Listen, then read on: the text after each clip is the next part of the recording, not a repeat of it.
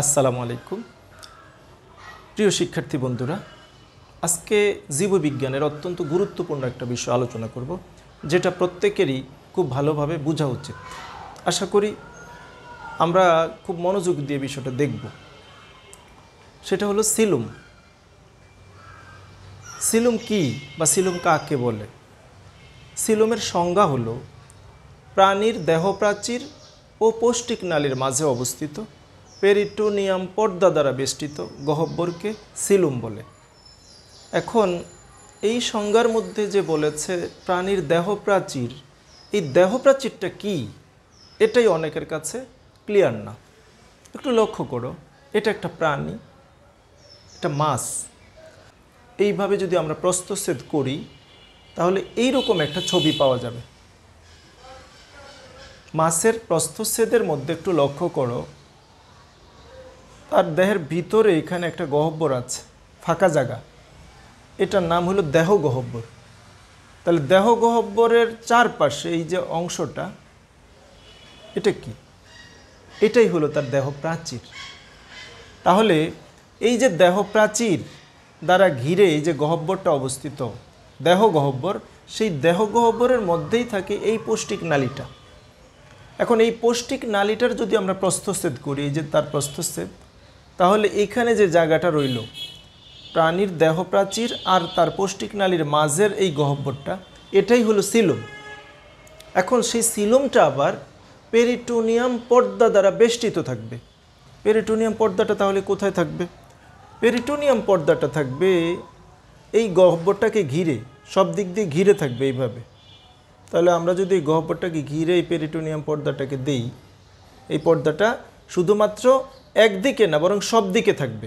এরকমভাবে তার দেহপ্রাচীরের দিকেও পেরিটোনিয়াম পর্দা থাকবে, আবার পৌষ্টিক নালীর দিকেও পেরিটোনিয়াম পর্দা থাকবে, এই দিক দিয়েও থাকবে পেরিটোনিয়াম পর্দা। লক্ষ্য করেছ, এই পৌষ্টিক নালীর দিকেও পেরিটোনিয়াম পর্দা আছে। তাহলে প্রাণীর দেহের ভিতরের এই গহ্বরটা, যেই গহ্বরটা সম্পূর্ণরূপে পেরিটোনিয়াম পর্দা দ্বারা বেষ্টিত, এই গহ্বরটা কি বলা হয়? সিলুম। এটাই সিলুম। এখন এই সিলুম নামক দেহ গহ্বর, এই সিলুম নামক দেহ গহ্বরটা কি হলো? আমরা লক্ষ্য করলাম এই সব দিক দিয়ে পেরিটোনিয়াম পর্দা দ্বারা বেষ্টিত। এই জন্য বলা হয়েছে প্রাণীর দেহপ্রাচীর ও পৌষ্টিক নালীর মাঝে অবস্থিত পেরিটোনিয়াম পর্দা দ্বারা বেষ্টিত গহ্বরকে সিলুম বলে। এটাই সিলুম। এখন লক্ষ্য করো, এই পেরিটোনিয়াম পর্দাটা যেটা দেহপ্রাচীরের দিকে আছে সেটাকে বলা হয় প্যারাইটাল পেরিটোনিয়াম, আর যে পেরিটোনিয়ামটা পৌষ্টিক নালীর দিকে আছে এটাকে বলা হয় ভিসেরাল পেরিটোনিয়াম। অর্থাৎ পেরিটোনিয়াম নামক পর্দাটা আবার দুই ভাগে বিভক্ত। দেহপ্রাচীরের দিকের পেরিটোনিয়ামটার নাম প্যারাইটাল পেরিটোনিয়াম, আর পৌষ্টিক নালীর দিকের পেরিটোনিয়ামটার নাম ভিসেরাল পেরিটোনিয়াম। এখন এই সিলুমের চারদিকে পেরিটোনিয়াম পর্দা দ্বারা বেষ্টিত থাকে, এটা হলো প্রকৃত সিলুম। কিছু কিছু প্রাণী আছে যাদের দেহের ভিতরে এই দেহপ্রাচীর আর পৌষ্টিক নালীর মাঝে গহ্বর থাকে না, সেই সমস্ত প্রাণী হলো এসিলোমেট, অর্থাৎ সিলুমবিহীন প্রাণী। এরকম আমাদের প্রাণী জগতের প্রধান পর্বগুলোর মধ্যে তিনটা পর্ব, পরিফেরা, নিডারিয়া এবং প্লাটিহেলমিনথিস, এই তিন পর্বের প্রাণীদের মধ্যে এই সিলুম নামক এই গহ্বরটা থাকে না।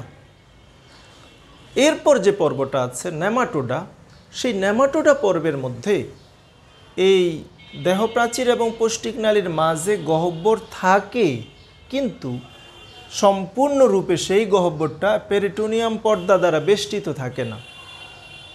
দেহ গহ্বর যদি সম্পূর্ণরূপে পেরিটোনিয়াম পর্দা দ্বারা বেষ্টিত না থাকে তাহলে সেটাকে বলা হয় সিউডোসিলুম বা অপ্রকৃত সিলুম।